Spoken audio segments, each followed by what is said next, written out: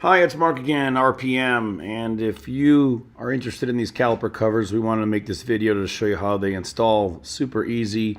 Again, professional installation is recommended, but if you have a torque wrench, if you have a jack, you can use the jack pad we supply and you can install these yourselves. You just need a 3/8 inch wrench. It's super easy. I think anybody can do it as long as you know how to torque down the bolts and you know how to jack your car up. So what you get in the package is this. You get front and back caliper covers. You get 4 clips for each set, front and back, and you also get this rubber jack pad made exclusively for the Model 3. It allows you to jack it all up without any tools. It's super easy. You locate one of the 4 jack points under your car and you simply insert the rubber jack pad into it. It stays in place like a floating hockey puck if you've ever jacked up a car before. Then with any floor jack, you just have to have a low profile type. You get underneath it, you jack it up, and you remove the wheel. Take the lug nuts off, set them aside, and watch how easy it is to install this. Okay, the caliper covers fit right over the calipers. They're custom made to fit right on top. Super easy to put on. You slide the top clip on the top. It goes right on top of the aluminum bracket. You thread the screw down. It's super easy. Don't make it super tight yet. Wait until we get the bottom one on.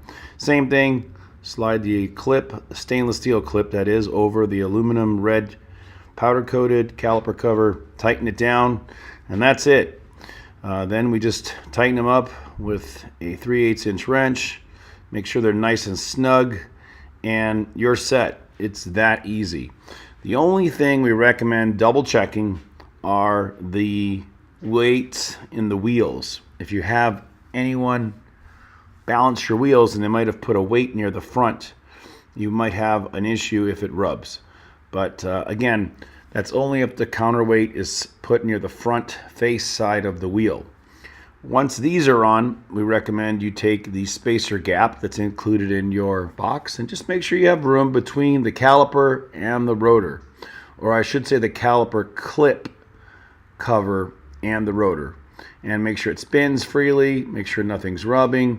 It's super easy. You can always readjust it. And here again is the weight I mentioned. Just make sure it's not near the front of the wheel where the spokes are. You won't have any issues. If it is, you can adjust it back and forth and you can move the caliper cover up and down. All right, that's it for the front wheel. Just put it on, torque it down. After you lower the car, set the torque at 110 foot-pounds and you are done. Or make that 120, sorry about that.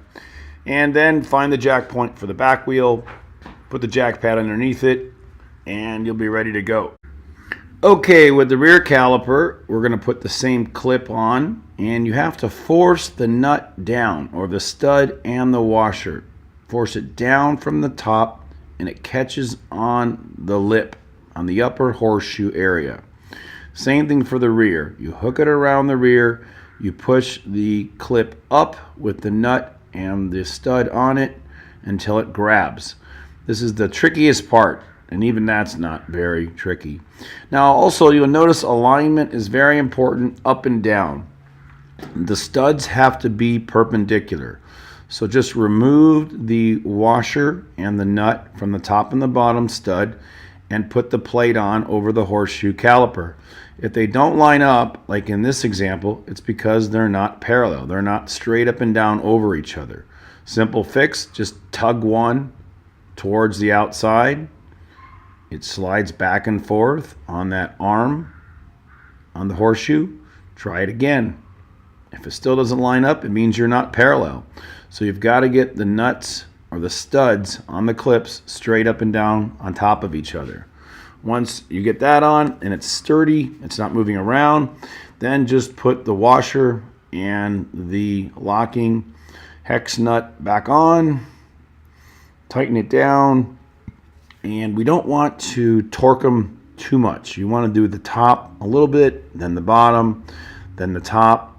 Then again, you can make sure it flexes back and forth and you've got a nice strong lock on it, and nothing to worry about. That should do it. Once you just tighten it all down, you'll notice that the aluminum, again, this is aircraft aluminum grade, it still flexes, it still bends. So once it's on, it's going to keep the brake dust off your wheels. It's going to help it to blow out and not to fall down in front of the spokes on your wheels. So they really do improve the brake dust residual amount from showing up on the front of the wheels. Anyway, once we're done tightening it all up, you'll see that we're going to give it a little test to show it snug front and back. And there is always a little bit amount of flex, but once it's on perfect, it's good to go. It does, see, move back and forth, but that's it. You're all set. Again, use the clearance thing, double check there's nothing rubbing, and you are good to go. Thanks again. You got any questions, call us or seek a professional if you cannot handle jacking up the car and or torquing them down. Again, everything else is super simple. Thanks again for checking in with RPM.